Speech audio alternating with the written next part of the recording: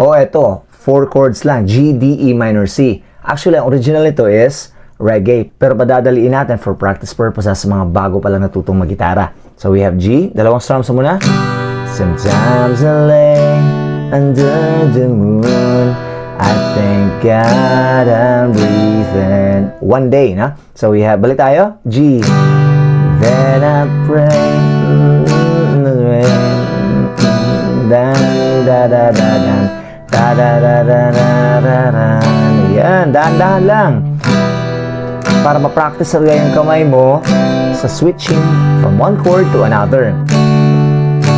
I know someday it all turn around because all my life I've been waiting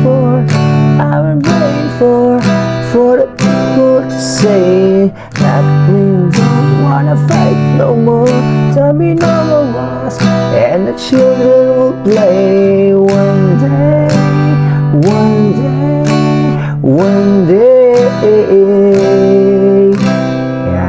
Sir, medyo boring naman yung dalawang down strums. May iba pa bang option? O, pang-beginner pa rin daw, no?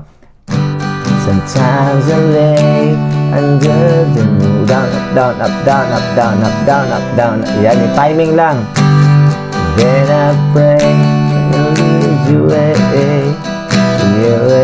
yun.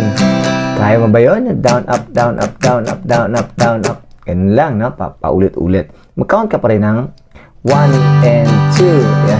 1 and 2. 1 and 2.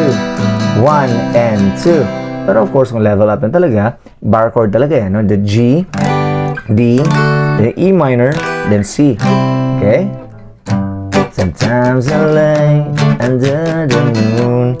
I thank God I'm breathing. Oh, di ba? But don't worry. Makakarating ka sa point na yan na kaya mo na niyang i-reggae kung mahilig ka mag-reggae. Oh, basic lang to. Practicean mo na.